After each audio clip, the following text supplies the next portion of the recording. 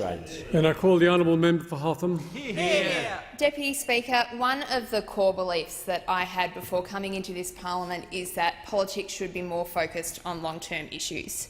Now, as a member of parliament, I've got a much better understanding of why it is that we seem to get caught up in the politics of the day-to-day. As backbench members of parliament, often we have sort of tasks that could fill 2 days for every day we work, and I know for ministers that they could have weeks of time for every work that has to go into 1 day. So I do understand that in this environment sometimes long-term issues can get sort of brushed away as the day-to-day things come into play. And so I'm very interested in ways that we can try to shape the political process to change this, because it's obviously not in the best interest of the country. And that's why, despite the Charter of Budget Honesty being introduced by a coalition government, there are lots of things about this piece of legislation that I respect and I admire, and I think it's been good for the democratic process. And the intergenerational report is one of those core things that I think was fantastic for the nation. What could be better than to have an evidence, fact-based discussion about where this country is going? And so it's actually with very genuine disappointment that I stand today to condemn the way that this government has politicised this intergenerational report, taking away from all of us the opportunity to have a really fact-based and values-based discussion about what we should be doing in Australia to deal with creating a better future for our children. Now, we know that this document has been heavily politicised because the Treasury has told us that. We've had the Prime Minister claiming in question time this week that the intergenerational report was prepared by experts at the Treasury.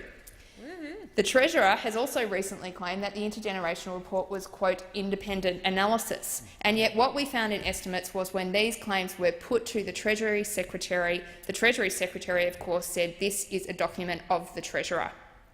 And again, he said all of the key elements in the intergenerational report are ultimately matters for the Treasurer. This is very disappointing, Deputy Speaker. Now, these reports, these Senate estimates questions, of course, followed reports that were widely out there in the press about the Treasurer and how he was trying to lean on the department to change the net migration figures coming into Australia so that the fiscal position under one of the policy settings that he examined would look worse than otherwise. Now, how can we expect the Australian people to join us in a discussion when we've got the Treasurer out there trying to fiddle the figures to justify a set of policy settings that he wants to put in place? Now, there is no better illustration of the politicisation of this document than the way that climate change is managed in the intergenerational report. Now, we know that this government has some difficult constituencies to manage, but it should try to be honest. And if it were being honest, it would say frankly in this report that the biggest long-term economic threat for Australia is climate change. Think about the shape of our economy, Deputy Speaker. Agriculture, mining, tourism, all of these are fundamentally threatened by what could be radical changes in our climate over the next 50 and then 100 years.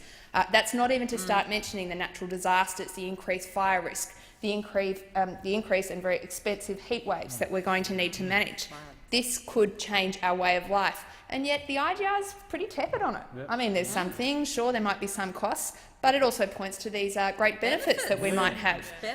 Surprise, surprise, surprise, surprise, after all this, it goes through and gives a ringing endorsement to direct action, a policy that we know that no serious economist and no serious climate scientist in this country will stand behind.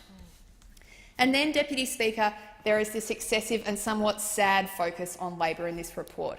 This is a government that is so bereft of vision that it spends the majority, really, of this report talking about what it asserts that Labor would do were it in government today. And I say to you on the other side of the House, get with the program. You are the government. We are the opposition. You are meant to be producing the documents of vision and ideas and leadership for where this country should be heading.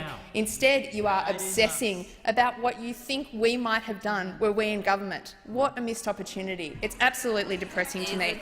And I say to you, as I've said many times in the House, that this is not about any sense of vision or sense of the future. This is about justifying this toxic budget that has been so profoundly rejected by the Australian people.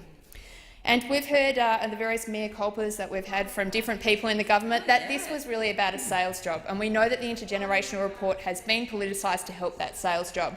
And I would say to you on the other side of the House that what you need to recognise is that that budget failed not because it was a bad sales job, but because it was bad policy. That's right. You decried a budget emergency, then you got rid of taxes on major polluters and mining companies and tried to cut pensions for Australians. Order. We won't have Honourable it. members, time